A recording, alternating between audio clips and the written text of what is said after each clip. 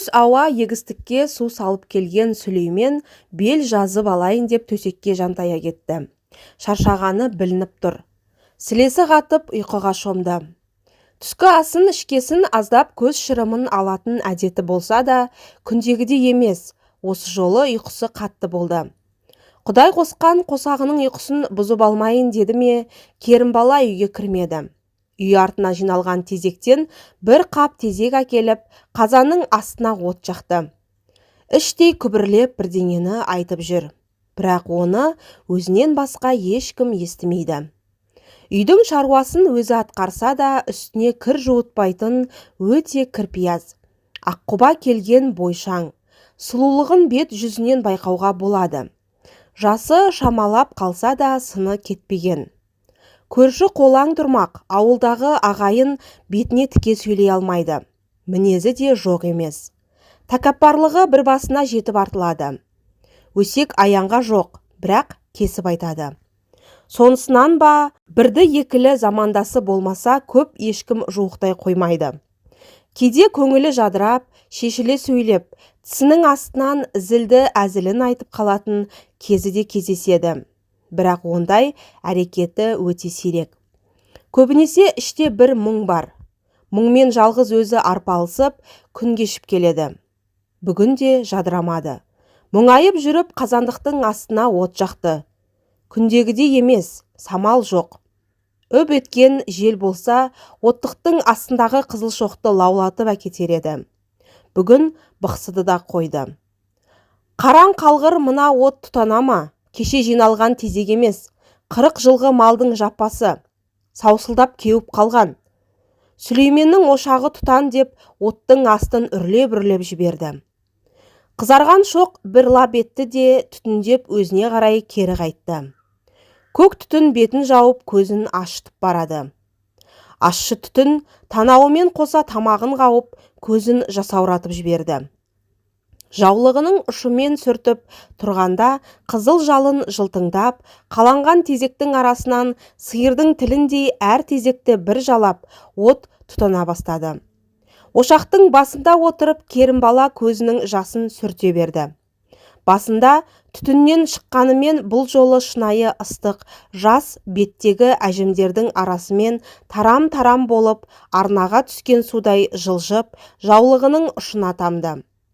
Қыз күні есіне түсті ме, қалың ойға шомылып, ыстық жалынға қарап, үнсіз отыра берді. Керімбала Іле өзенін жағалаған Балғалы руының қызы. Әкесі толыспай асқан дәулетті кісі болған деседі. Бұлымбай да қарау жаяй емес. Текті жермен құда болам деп ұлы Сүлейменге 13 жасар Керімбаланы алып берген. Бар жастығы мен қызықты шағы өтсе де, үйде екеуінен басқа тірі адам жоқ. Отандасқандарына да көп жыл өтті. Алла екеуіне бір шақалақты бұйыртпады. Бағанағы Сүлейменнің оты тұтан деп шоқ үрлеп жүргені де осы. Жатса да, тұрса да, жаратқанға жалбарынып, бір қызықты көрсет дегеніне 40 жылдан асып кетті. Сүлеймен де іштей қынжылғанымен сыртқа сыр білдірмейді. Қу тіземді құшақтап өтермін деген ой жиі мазалайды.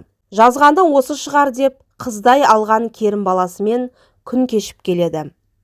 Отқа қарап мұңайып отырған Керімбала қазанның тасығанын естіп есін жиды.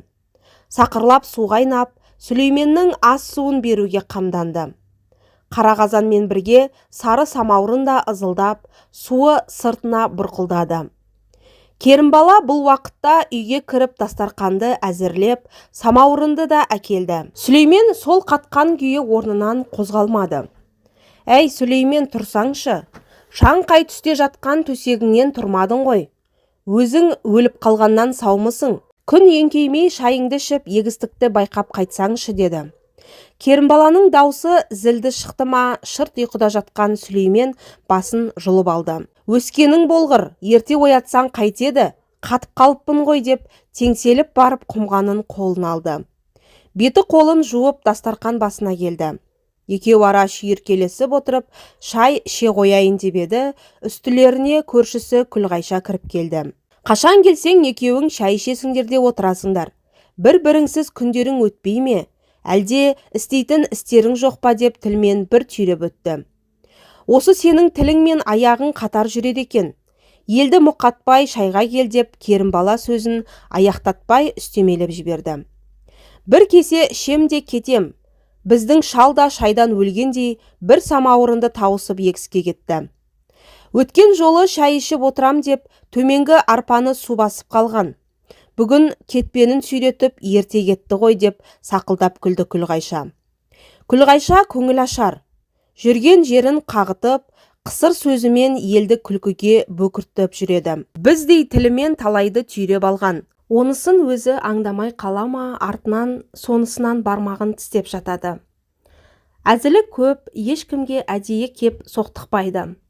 Бәрінің көңілін табамын деп қоржыны қалжыңға толы келіншек. Осы отырғанда да біраз әзілін боратып, тұнжырап отырған Сүлеймен мен Керімбаланың езуін жиғызбады. Тумасынан бір тоға, көп әзілге езу тарта қоймайтын Сүлеймен Күлғайшаның әңгімесіне балаша күледі.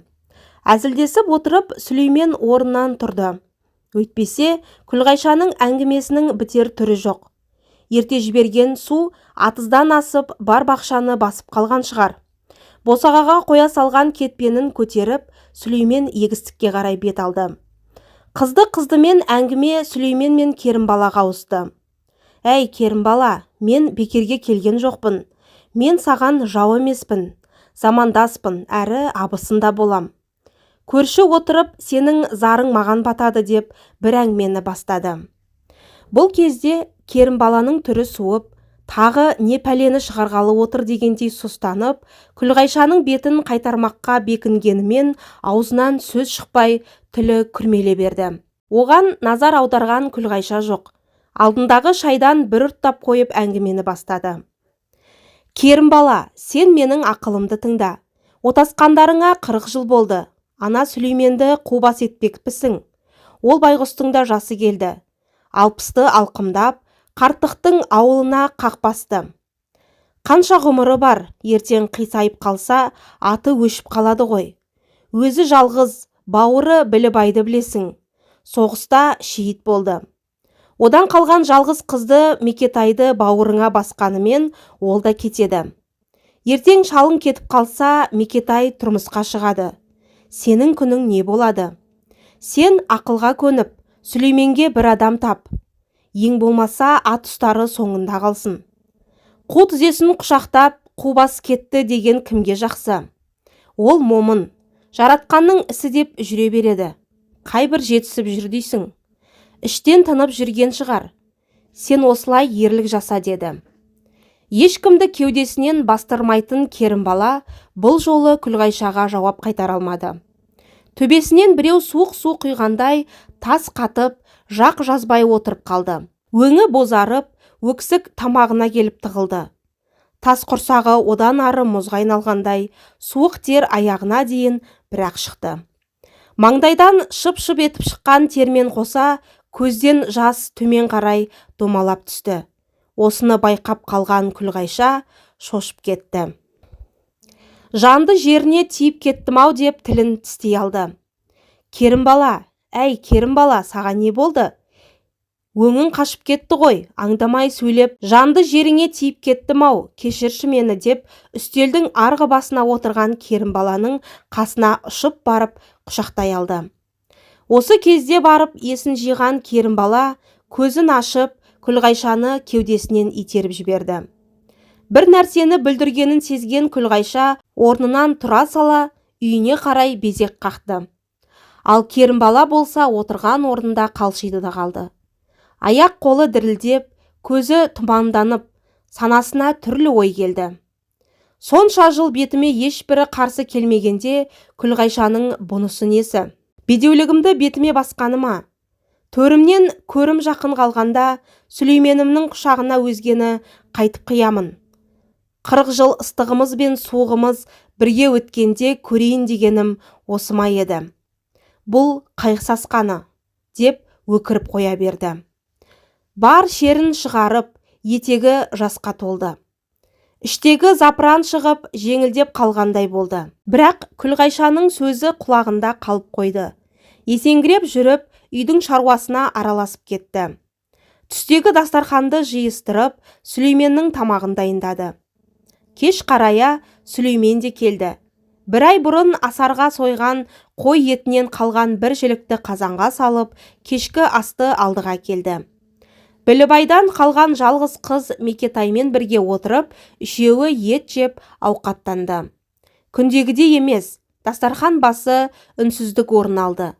Ара-тұра Сүлеймен сушылардың әңгімесін айтқанымен, Керімбала оның біреуін де естімеді. Бар ойы күндізгі Күлғайшаның айтқан әңгімесі ойынан кетпеді. Жүрегін тілгілеп, сыздатып барады. Бүгінгі түнді Керімбала ұйқысыз өткізді. Таңға дейін көз ілмеді. Көзі ілініп бара жатса, Күлғайшаның дауысы құлағына келіп, басын төсектен жұлып алады. Мүмкін Күлғайшаның айтып отырғаны да дұрыс шығар деген ой мазалай берді. Бірақ отасқан күйеуіне деген қызғанышы, қимастығы жібермеді. Ойды ой қуып, санасы сан-саққа жүгіріп жатқанда күн ұясынан шығып таң атты. Күндегі әдеті бойынша Сүлейменді жұмысына жіберіп, шаруаға араласып кетті. Күніне 2 келіп кететін Күлғайша да аяқ баспады. Буынсыз жерге пышақ ұрғанын біледі. Оның үстіне Керімбаланың мінезімен де жақсы таныс. Беті күйіп, аяқ аттамады. Бірнеше күн осылай үнсіз күн кешіп, көршісімен араласпай қалды. Қанша жыл қатып қалса да, жүректің түбінде бір жылылық бар емес пе? Онсыз да жатса, тұрса жалбарынатын Керімбала ақылға келгендей болды. Ақыры Күлғайшаға өзі барды. Күлғайша ауыздыға сөз бермей, ауылдың бар әңгімесін жіпке тізіп, әзіліңмен елді жусатып кетушең, неғып баспай қалдың, деп зілденіп сөйлеп қалды. Айыбын түсінген Күлғайша үстінен ауыр жүк түскендей жүгіре басып кеп Керімбаланы құшақтай алды. Айналайын, жарығым, Керімбала, бір ашуыңды маған бер. Аңдамай сөйлеймін деп сенің жүрегіңді жаралап алдым-ау. Кешір мені, кешір деп құшағын ашпай тұрып алды. Мына қатын қайтеді, босат мені, кеудемді қысып жібердің ғой. Өлтіремісің, ары тұр деп зілсіз жауап қатты.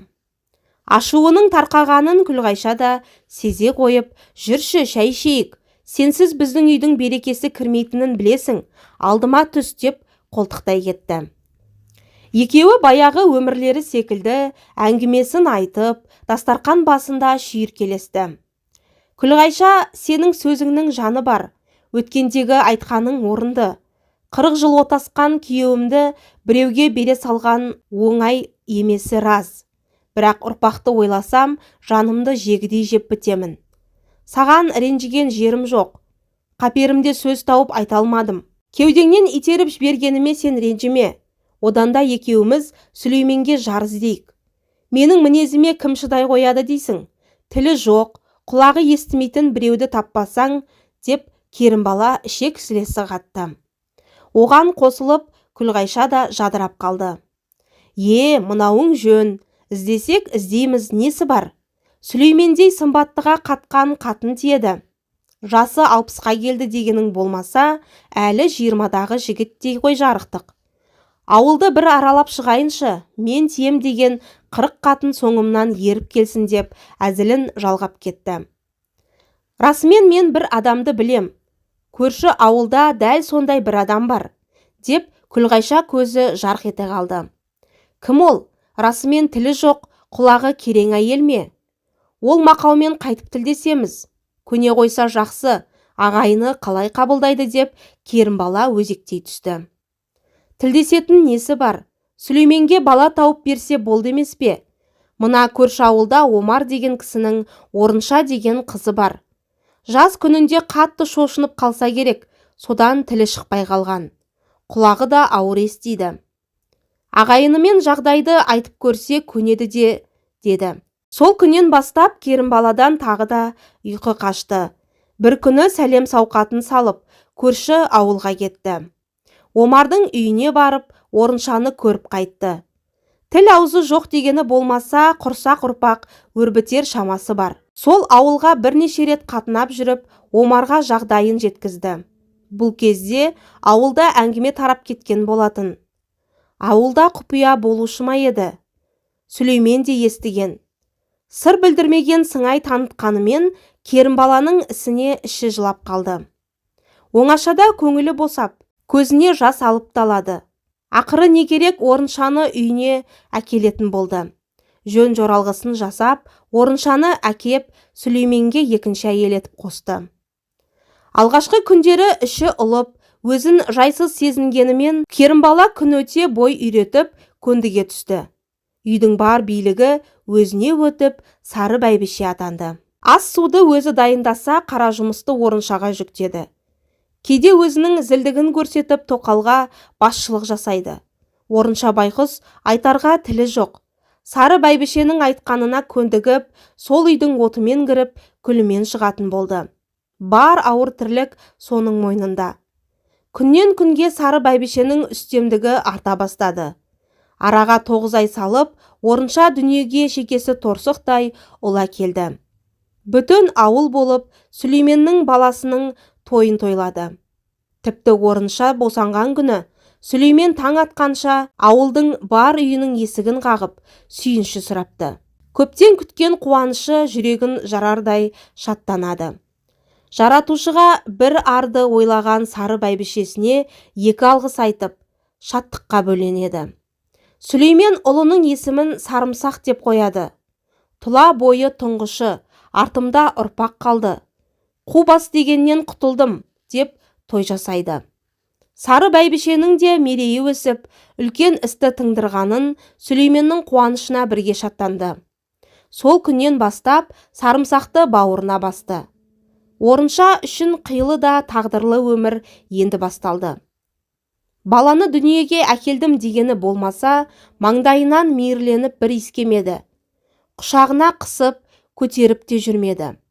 Туа салған кішкентай шақалақты Сары бәйбіше Мылқау кемпірге ұстатпады. Түн ортасы болатын, Сарымсақ қарны ашты ма, шырылдап жылап берді. Құшағындағы баланы көтеріп, ортаңғы үйге апарды. Бұл уақытта күндізгі ауыр тірлік бар. Әбден шаршаған Орынша тұяқ серіппей ұйықтап жатыр еді. «Әй, Мылқау, тұр!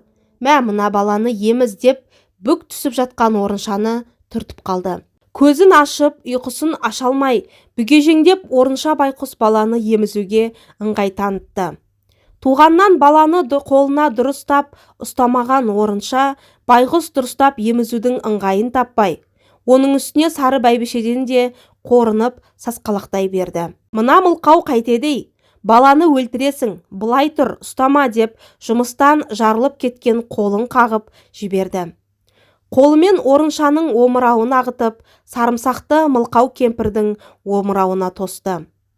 Ашығып қалған Сарымсақ анасының омырауын мейірлене сорып, бауырына қарай тығыла түсті. Осы сәт Керімбаланың жүрегін дір еткізіп, қолынан баланы шығарып ала жаздады. Сыр білдірмегенсіп Орыншаның қос омырауын кезек-кезек емгізіп, баланы қайталып кетті. «Болды, жата бер, қатты ұйықтап қалма. Түнде жыласа таға келем» деп қолымен түсіндіріп, дауыстап сөйледі. Сары бәйбішенің бұл сөзін Мылқау кемпір естімеді де. Тек қолымен нұсқағанын ұққандай болды. Қайран ана, тас емшегін жібітіп, тар құрсағын кеңейтіп, ішінен жарып шыққан баласын құшағына қысып ұйықтай алмаған қандай қиын. Мейірлене иіскеді, баланың иісінен асқан тәттілік бар ма? Мылқау іштей жыласа да қолдан келер қайран жоқ. Ары қарай бүк түсіп жата кетті. Күн осылай өте берді. Баланың тәрбиесі де, бар ықыласы да Сары бәйбішеге тиесілі. Оны былай қойғанда ес біле туған анасы Мылқау емес, Керімбала деп өсті. Орынша бірінің артынан бірін туып, Сүлейменге 3 ұл, 1 қыз тауып берді. Барлығы да біздің шешеміз Керімбала деп ержетті. Әредікте көрші қатындар сендердің шешелерің ана Мылқау десе, намыстанып жылап қашатын кездері де болды. Бір жолы кенжесі Құралайдың маңдайынан иіскегені үшін Сары бәйбішенің қаһарына түсіп қалған. Үйге кірсе бесікте бөленіп жатқан Құралайды көреді. Жан-жағына қарап Сары бәйбішені іздеді. Көріне қоймағасын бесіктегі Құралайдың маңдайынан иіскеп, кеп бергенде көзінен мөлт етіп жас тамды. Ана сезімі оянды ма? Нәрестенің иісіне мауқын басып, бесікке басын қойып, ұйықтап кеткен. Дәл осы кезде Сары бәйбіше де үйге кіріп қалады. Қызғанышы оянып, бесікке басын қойып отырған мылқауды нұқып қалады. Тұр былай, бесікті аударасың. Саған бала не керек? Бар жұмысыңды істе деп үйден шығарып жіберді. Керімбаланың зілі қатты болғанымен іштей орыншаға жаны ашитын. Кейде мұнтаздай етіп киіндіріп, тарамыс болған қолдарына сақина кигізіп, бір уақыт көңілін көтеріп қоятын. Бұған мәз болған орынша мақтанып, өз әлінше рахметін айтып, көршілердің үйіне қарай барып, үстіндегі киімін көрсетіп әлек болатын. Көршілер де оның қуанып тұрғанын сезіп, бас бармағын шошайтып, мақтауын асырып жіберетін. Көңілі көтерілген орынша осыған риза. Ол дүниеге Сарымсақ, Рахым, Қазтай, Құралай деген ұл қызды әкелді. Кішісі дүниеге келгесін көп ұзамай Сүлеймен дүние салды. Үйдің иесі Керімбала болды. Сүлейменнің қазасы оңай болған жоқ. 70-ке жетпей кеткен Сүлеймен ұрпақсыз кетпеді. Қайтар алдында бар балаларын жинап алып, 2 кемпірді аманаттап кетті. Сендердің туған аналарың орынша, Керімбала баққан аналарың. 2 шешелерің де сендерге аманат деді. 4 бала да орыншаның туған аналары екенін шынайы білді. Жүректерімен сезді, бірақ олар әлі жас еді. Оның үстіне баққан шешелерінің ықпалынан шықпай, соның қас-қабағына көбірек қарайтын. Сүлеймен дүние салғасын мүлде ауыр болды. Шеттей бала мен мылқау кемпір Керімбаланың қолына қарап, ауыртпалық бір өзіне түсті. Тұрмыстың тауқыметі қиындай түскенде, Керімбала мылқау кемпірді төркініне апарып тастады. Ай өтті, жыл өтті, өмір зулап жүре берді. Орынша да төркініне сіңісіп кетті. Ана емес пе? Сағынышын басу үшін ауылға кеп, балаларының сыртынан көріп кететін еді. Үйге кіруге Сары бәйбішеден қорқып, жүрегі дауаламай сырттан кетіп жүреді. Мұны ауыл адамдары бірнеше мәрте байқап қалғаны бар. Іштей жандары ашып, Керімбаланы да сөзбен сыбап алатындар болды. Осылайша балалар ер жетті. Алды әскерге барып, Сүлейменнің шаңырағын тіктеді. Бір жолы Сарымсақ пен Рахым егістікке жұмысқа барған. Рахымды бүкіл ауыл Еретай деп атайтын. Сушы болып жұмыс істеп жүрген әкелерінің замандасы Медеқұл мен Шәлменге амандасады. Жөн сұрасып, біраз әңгіме дүкен құрады. Осы сәтте Медеқұл мен Шәлмен замандастарының ұлдарын құшағына қысып, бір әңгіменің тегін ағытады. Айналайын Сарымсақ, Рахым, сендер әкелеріңнің зарыға күткен жарығысыңдар. Сүлеймен жарықтық өте момын болды. Ағайынымен тату, досқа адал, өте еңбекқор адам еді. Аузы дуалы батагөйлігі бір төбе еді ғой. Жарықтық жатқан жері жайлы болсын. Сарымсақ, білесің бе, сен дүниеге келгенде әкең бүтін ауылдың есігін қағып сүйінші сұраған. Қуанышы қойнына сыймай, жарты әлемге жар салып қуанып еді. Сол бір күн кеше ғана өткенде еді. Енді міне, сендер үлкен жігіт болдыңдар. Бір шаңырақтың иесісіңдер. Сендерге бір нәрсені айтайын. Ана туған аналарыңа жиі барып тұрыңдар. Ол бейшара сендерді жарық дүниеге әкелді ғой. Өткен жолы жолым түсіп, сол ауылға барған кезде жұмыста жүрген орынша байқұс қасындағы қатындарға саусағын санап, менің 4 балам бар, мені алып кетеді деп жатыр екен. Тілі жоқ болса да жаны бар адам ғой. Ымдап айтып жатқанын мен түсіндім. Жаным да ашып кетті. Оның үстіне денсаулығы да кетіп қалыпты. Жасы да келіп қалды ғой. Шамаларың жетсе қолдарың алыңдар, айтайын дегенім осы деді. Әкесімен бірге жүрген әкелердің бұл сөзі Сарымсақ пен Рахымның жүрегін толқытып жібергендей болды. Оның үстіне Сарымсақ жақында ғана шаңырақ көтерген болатын. Екі ақсақалдың сөзіне құлақ асып, таң сәрімен Сарымсақ қасына келіншегін ертіп, туған анасының үйіне барды. Қасына келінін ертіп барған Сарымсақты көрген орынша қалбалақтап жүгіріп келіп құшақтай кетті. Қолынан сүйіп, қуанып, көзінен жас тоқтамай жылай берді. Құшағын ашпай мауқын басты. Келінін көріп, маңдайынан иіскеді. Ыңылдап, қолымен сермеп бір нәрселерді жеткізгісі келді. Қолынан сүйреп, ескі қораға қарай жүрді. Бүгежеңдеп барып, қораның бұрышына қазып, тығып қойған бір орамалды алып шықты.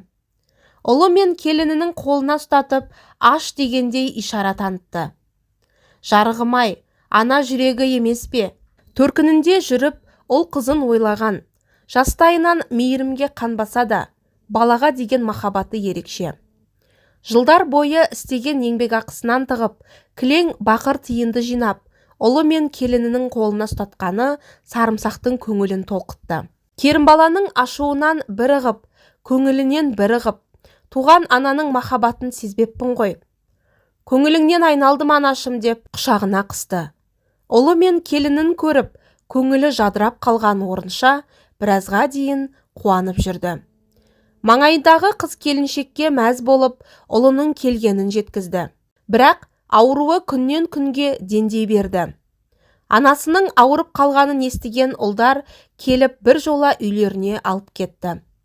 Үйге кетеміз, алып кетем деп, Сарымсақ пен Рахым келгендегі орыншаның қуанғанын көрген ауылдастары көз жастарына ерік берді.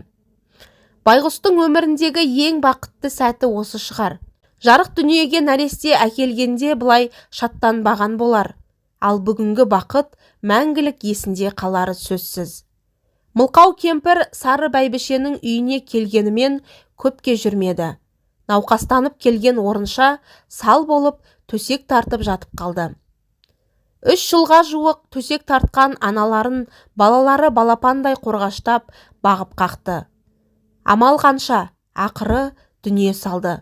Туған анасын арулап мәңгілік сапарына шығарып салды. Перзенттік парыздарын өтеді. Мылқау кемпірді жерлеп келіп отырған күні Керімбаланың замандастары Сары бәйбішені сөзбен түйреп қағытып қоймады. Керімбала, сен шалыңды, Сүлейменді сонша Мылқау кемпірден қызғанып едің. Бәрібір сенен бұрын Сүлеймен мен Мылқау кемпір табысатын болды. Шынайы махаббат орынша екеуінде болған секілді деп қағытты. Бұл сөз Керімбаланың жүрегіне ауыр тиді.